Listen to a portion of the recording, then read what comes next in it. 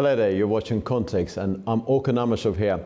The Democratic Republic of the Congo, with untapped supplies of gold, diamonds and most importantly, critical minerals such as cobalt and lithium, is regarded as one of the world's richest countries in terms of natural resources.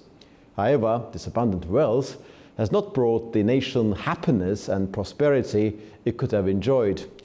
The origins of the current conflict in DRC, which geographically is 2/3 the size of Western Europe, could be traced back to the early 90s, which saw tensions leading to the 1994 Rwandan genocide, during which ethnic Hutu extremists killed an estimated 1 million minority ethnic Tutsis and also moderate Hutus in Rwanda, a country neighboring DRC. The nature of this very conflict is complex enough not to be dismissed as a mere ethno-territorial dispute with an air of condescending and shamelessly ill-informed look of superiority. The scale of human tragedy in eastern DRC is gargantuan, with figures speaking for themselves. Since 1996, the conflict in eastern DRC has resulted in 6 million people losing their lives. And in early 2025, the tensions escalated again, with M23, which is a leading element within the Congo River Alliance, having assumed control of Goma and Bukavu, two major cities in the conflict-battered east of Congo. Well, beneath the visible and externally observable and discernible, there is a complex story involving interregional history, dynamics, and geopolitics of some complexity. And joining me now today is my colleague Anastasia Lavrina, who has been to Rwanda and Eastern DRC very recently for her documentary on the situation on the ground there.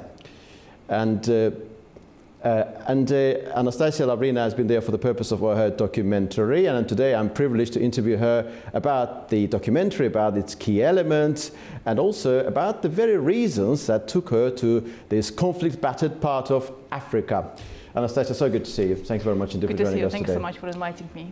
Well, you and I, we interviewed experts about the subject on a number of occasions. Conflict has always appeared to be very complex to all of us. First of all, what were those reasons that took you to Eastern DRC and Rwanda in the first place?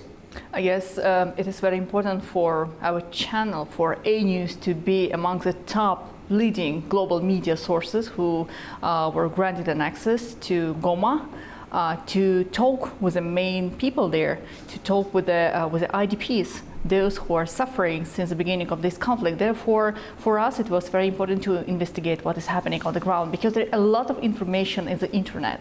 You can search, you can watch the documentaries produced by many other channels who have never been there. But what is the reality on the ground? So we were willing to talk with the ordinary people, with the civilians who suffer, who are still believing in a brighter future. And I guess our trip was quite successful. Yeah, beneath this geopolitics, there's a human story and tragedy of gargantuan proportions. And the documentary is titled Voices from the Rift. Could you explain the reason behind this decision on the title? Right. As I already mentioned, it was important to listen the three sides. M23 themselves, it's not about supporting or accusing them, no. It's give the right to the people who are now controlling a big part of the territory in the Eastern Congo to speak about their intentions, about their plans for the future. How do they see the regional development? So we traveled to Goma. Then also we had a chance to interview the people from the capital city, Kinshasa, who definitely supported the government position, but at the same time, the ordinary people, civilians, they also supported the peaceful development. So it doesn't matter how the conflict will be resolved, the only thing they're willing to see is a peace. And after that, we also traveled to Kigali, Rwanda, and we asked a tough question from the spokesperson, Yolande Makolo, government spokesperson. We asked if Rwanda is backing M23. Since the beginning, Rwanda was accused by helping M23 with the logistics, with the financial support, and with the military support. And they themselves are saying that From the perspectives of understanding, they do support the Tutsis who are trying to, according to their words, who are trying to bring the peaceful development for the future and the protection of Tutsis. And from another perspective, they are saying that Rwanda has nothing to do actually with the ongoing situation there, as they themselves do have their own mining sources, and they again want to just see the peaceful development. But all of these meetings help us to understand that the conflict itself, it's not about January 2025. It has its roots in the colonial history of the region itself, when the European powers used its own influence and decided to divide, to build the borders in between of the countries without paying attention who is living there.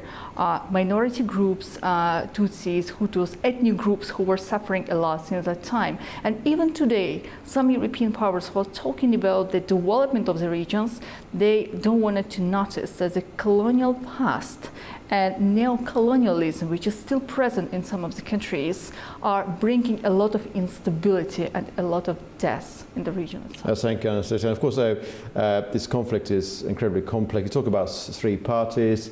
It is described as a conflict in eastern DRC, so M23 against the central government. Let's watch some of the fragments from this particular documentary now. So back to the original conversation, Anastasia. So you described those three parties there, three parties involved. But at this stage, what we know is that internationally, M23, which is a very small group, and at the beginning of the documentary, you describe it as a very small rebel group. Now they are in a leading position within the Congo River Alliance. Right. That is understood. Internationally, they are actually being perceived, regarded, and widely regarded as Rwanda-backed. When you talk to the head of the Congo River Alliance, Mr. Nanga, I think, what was his perception of his own role? Does he perceive himself as a self-sufficient element acting within the confines of DRC? I guess tomorrow, if I'm not mistaken, our viewers will have a chance to watch the full interview we had with the head of the Congo River Alliance, where we asked him the questions about his vision of the future of the region itself. But I started with the question: what are the reasons M24 are fighting for? And he said that it's not only M23, it's the Congo River Alliance itself. That means there is not only M23, there are a lot of small rebel groups which actually now are trying to change the geopolitics on the ground. And what was really interesting, during our filming episodes, we could see a lot of weapons, which is not provided by someone, but left by Congolese army. And we know that there are some members of the Congolese army who decided to change the site, and now they are working in support of M23 and its Congo River Alliance itself. What I was surprised to see is that the situation there, even before M23 took power, was quite tough. There is no roads. People are living in poverty, despite the fact they're too close to the mining fields which benefit the whole world. There is a gold, cobalt, tin, and the people themselves, closer you go to Rubaya, very important mining field, closer you go there, you understand that the people are very poor. Sometimes they don't have even $1. We met some people from IDP's camp, and we were asking, like, why you're still living in IDP camp? Don't you have a chance to go to your villages? And they said, we are willing to go there, but we don't have money. And we were surprised, like, how much do you need to go there? And they said, we don't have even $5 to go there. Can you imagine? People are suffering. In a small shelter, the mother lives with 6 children just because she doesn't have $5 to hire the car and go to the village.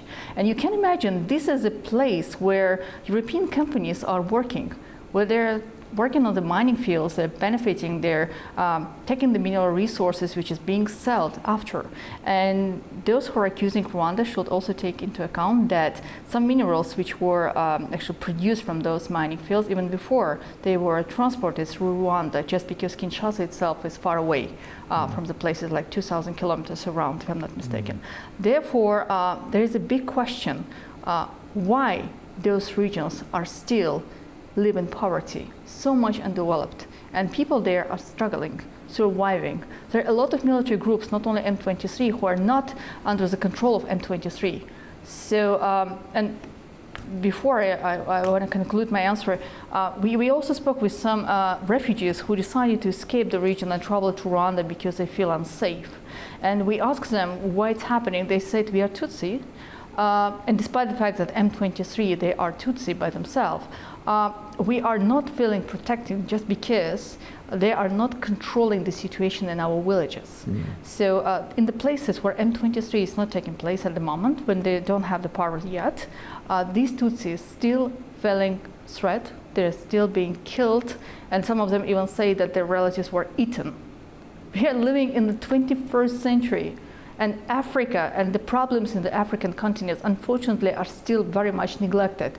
When we are talking about new geopolitical realities, when we are talking about investments, green energy development, etc., Africa and African countries are very important, and they will play a very important role in the future. But due to some geopolitical reasons, the situation there is being neglected. That's probably coming back to your first question. In our documentary, we wanted to bring more attention to the situation there. And we even finished the documentary with a sentence, will the world listen? Yes, indeed. And beneath externally visible, there is a story which is not so visible. It's a human story, of course.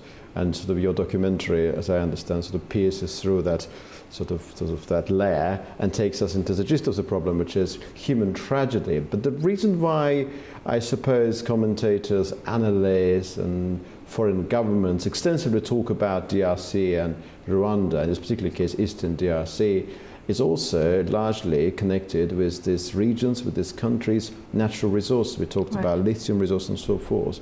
What is the geopolitics of this story? What are the major external actors having key interests in this conflict, and who are they backing? Well, there are a lot of European companies still working there, Belgian, French, and together with us in the hotel, for example, we saw some journalists who are representing the interests of those countries at the same time. Of course, they have some troubles at the moment because working with Kinshasa, with official government now, they have some restrictions to visit the areas controlled by M23. And I even challenged the question with a question of the head of the Congo River Alliance, if they support the plan proposed by the United States of America. If you remember, a couple of weeks ago, the senator who traveled to the region said that all the countries in the region and the people themselves should get an access to the mining fields. It shouldn't be given to only one side.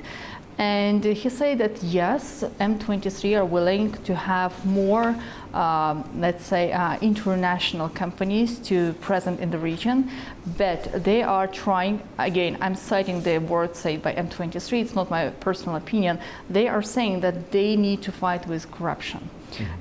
If there is no corruption, then obviously the money from these mining fields can benefit the population. And asking the questions from the miners whom we met there, they say that now they feel more secured as before, after getting some profits from these mining sources and going somewhere, they were attacked by some militants, by some military groups.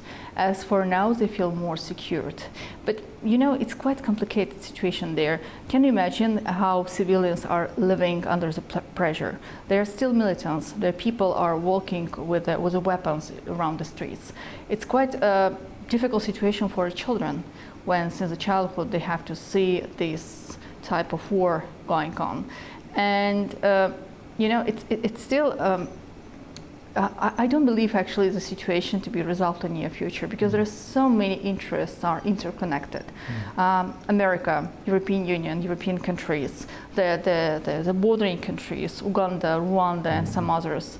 And they are the United Nations itself. By the way, we spoke with MONUSCO, yes, the indeed, special yeah. United Nations group, which is dealing with the situation in DRC since the beginning of the 21st century. And they are still present in the area controlled by M23. But even though if there are some types of cooperation in between, M23 is accusing them by supporting the Congolese Congolese army. Sorry for interrupting you, Anastasia. In your interview given to you, that representative of MONUSCO says that they are fully committed to implementing their mandate. What does their mandate entail? They actually work in accordance with a resolution adopted by the United Nations, and that resolution, of course, is supporting the territorial integrity of the Democratic Republic of Congo, so they do not consider any kind of separatist movement there. And they want the official government in Kinshasa to take control there. For them, it's not acceptable M23 to get a power in the eastern Congo. They want the government to take control back over two cities. But before, I also want to mention that you said in your introductory remark that there are two big cities controlled by M23. Yeah. One more city, Walikale, which has very important strategic meaning for M23. It was captured, but after 2 weeks, M23 decided to withdraw from that city in order to show its willingness to have the peaceful development for the future. So there is one thing they're all trying to bring to the attention of the international community, that the only solution of the problem can lie through the direct talk between the government itself and M23. As for now, we couldn't see any kind of direct communication in between, and the meeting which was appointed before cancelled. So probably in the future, if we see the direct talks between the government in Kinshasa and M23, that can be helpful for the future development of the region itself. But United Nations is saying that they are keen to stay in the region as much as people need.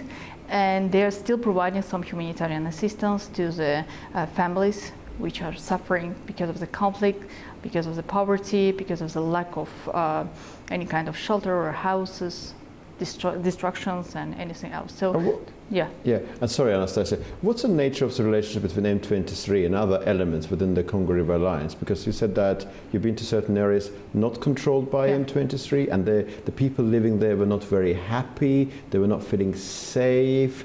What is the nature of the relationship between M23 and other elements? Is this supposed to be some element of coordination which is not effectively implemented, or is it something else? I would say that not all groups present in the region, they are under the patronage, if I can say, of Congo River Alliance or the government in Kinshasa. They're rebels. They're rebels group who are trying also to benefit, to grab some money, to get some financial support from outside, to benefit from the mining fields, or to stealing the property from the people. And since the time of the escalation, the conflict since the beginning of 2025, the situation between Hutus and Tutsi are very tough at the moment. Yes, M23, there are Tutsis, and they're trying to bring more Tutsis to the power. So for the future, even if there is any kind of agreement with Kinshasa, I should expect more Tutsis to be in power in the areas controlled by M23. But now Hutus may feel unsafe in some of the regions, and they can try to get some additional power through the fighting or any kind of escalation in the region itself. That's why those groups are not controlled by anyone. They are survivors, and they're trying to get as much profit and not as responsible they can. To anybody, really. No. And it has a very big problem for the region itself. There is no banking system at the moment. The Goma International Airport does not function anymore, so injured cannot be transferred somewhere. United Nations cannot bring any humanitarian support to the region with through the Goma International Airport. It's not function, and there's still a lot of mines. We asked the questions from the spokesperson, Lorenzo Kanyuko, how much time it will take to restore the airport, and he said that the work is undergoing, but we don't know exactly how much time it will take. So there is no banks, there is no cash machine or something else. The people are suffering a lot from this as well. That's why M23 is trying to create a new system there.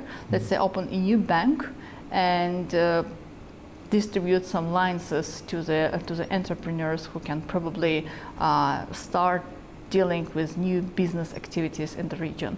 But I liked one sentence. He's true with that sentence. What M23 leader told us.